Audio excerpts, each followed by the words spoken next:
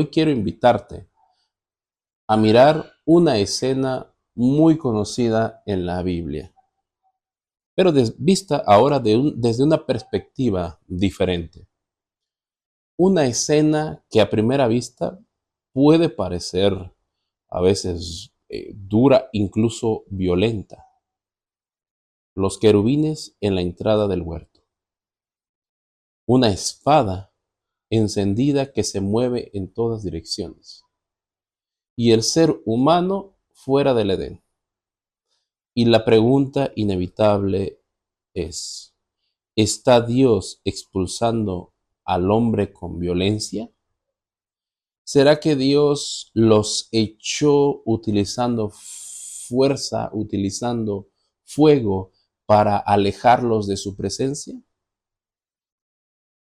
Génesis capítulo 3, versículo 24 dice, echó pues fuera al hombre y le puso al oriente del huerto de Edén querubines y una espada encendida que se revolvía por todos lados. ¿Para qué? Para guardar el camino del árbol de la vida. Detengámonos acá.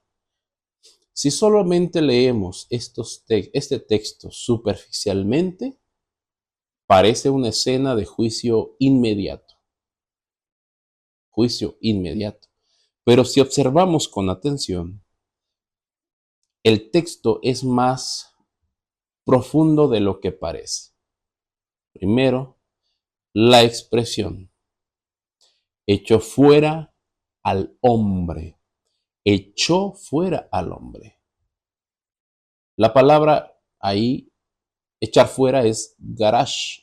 Y aunque puede traducirse como expulsar, no necesariamente implica violencia. Implica enviar fuera, puede significar también remover de un lugar o dejar salir. Y esto es importante porque al ser humano, porque el ser humano ya se había separado de Dios, ya había tenido miedo, ya había experimentado violencia, ya había ruptura. El hombre se estaba escondiendo de Dios. Entonces, lo que ocurre aquí no es simplemente un acto externo, es, es la manifestación de una separación que ya había ocurrido internamente. Ahora miremos el siguiente elemento, querubines. Los querubines en la escritura, los querubines aparecen en la escritura no como agentes de ataque, sino aparecen vinculados con la presencia de Dios en el santuario, en el arca del pacto, en visiones también de la gloria divina. O sea, son guardianes de lo divino, de lo sagrado. Ahora llegamos al elemento más impactante, la espada. Encendida, dice que se revolvía por todos lados. En hebreo la expresión de que la llama, o sea, que la espada, el fuego giraba, o sea, la espada flamante en movimiento constante. O sea, la palabra clave en el original es mita peket, que significa girar, moverse continuamente. No necesariamente indica un ataque, pero describe una barrera en movimiento, algo que rodea, que impide el paso. Y ahora viene la parte más importante de este texto. El por qué, el propósito por el cual estaban los querubines y la espada girando. ¿Para qué? Dice el texto, para guardar el camino del árbol de la vida. La palabra guardar es shamar y significa proteger, preservar, custodiar, eh, cuidar cuidadosamente, no necesariamente bloquear, es guardar algo, proteger algo con intención. Y aquí está la clave de todo. Dios no destruyó el camino, lo estaba resguardando. Pero entonces aparece esta pregunta. ¿Y por qué? ¿Por qué impedir el acceso al árbol de la vida? La respuesta es muy profunda, pero eh, ¿por qué si el ser humano en su condición caída, qué pasaba si accedía al árbol?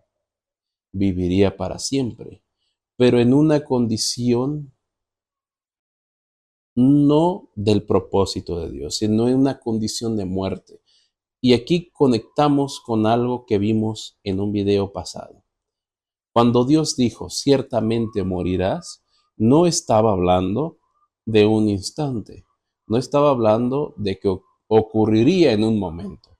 Estaba describiendo una condición, un proceso donde la muerte comenzaría a operar hasta consumarse y hasta consumir eh, al ser humano completamente. Entonces, imaginemos esto, un ser humano en ese estado, conectado a la vida eterna, sería una existencia interminable, pero separada de la vida verdadera, sería una eternidad en muerte.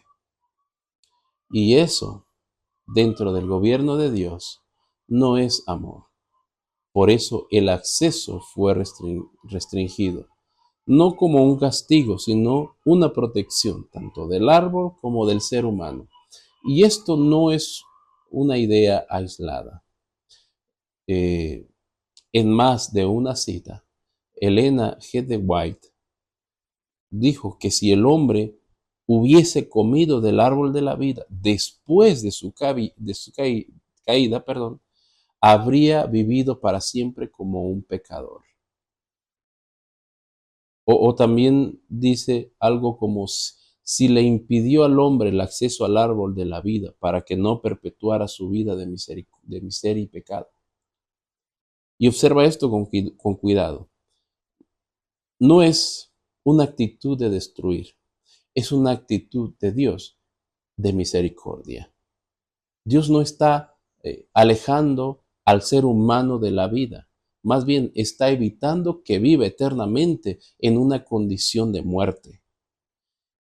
Y ahora esto comienza a conectarse con algo más grande, con las palabras de Jesús. ¿Recuerdas tú las palabras de Jesús en Juan capítulo 11, versículo 25, cuando Jesús dijo, yo soy la resurrección y la vida? Jesús en este texto conecta resurrección y vida. ¿Por qué Jesús habla de resurrección y vida? Porque el problema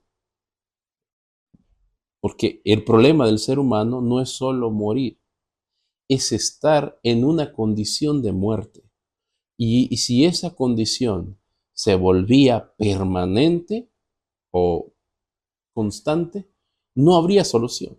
Por eso el árbol fue cerrado, porque la vida eterna no iba a ser sostenida por un árbol en una condición caída, sino iba a ser restaurada a través de Cristo. Por eso la resurrección es la respuesta a Génesis. En Génesis, la muerte comienza a operar.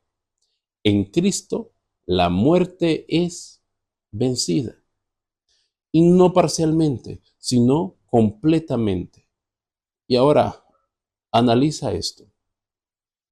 La espada encendida no está cerrando el camino para siempre, lo está resguardando mientras tanto, porque el acceso a la vida iba a ser nuevamente abierto, pero no iba a ser abierto de cualquier manera, sino a través de la redención. Por eso, al final de la Biblia, en Apocalipsis, aparece el árbol de la vida, ya no está protegido, ya no está bloqueado, si lo pudiéramos llamar así, porque la muerte ha sido ¿qué? Vencida. Y eso revela algo profundo del hermoso carácter de Dios.